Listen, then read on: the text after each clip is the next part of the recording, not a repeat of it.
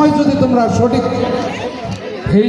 সঠিকভাবে এই অল্প সময়টাকে কাজে লাগাও, ইনশাআল্লাহ তোমাদের ফলাফল অবশ্যই ভালো হবে, আমার বিশ্বাস। আর বিশেষ করে যারা আজকে দশম শ্রেণীর ছাত্র বা নবম শ্রেণীর ছাত্র, তোমরাও আগামী দিনে এইরকমই চলে যেতে হবে। তাই তোমরাও এদের কাছ থেকে শিক্ষা নাও যে তোমরা 5টি বছর পড়ালেখা করতেছ, তোমাদেরকেও চলে যেতে হবে।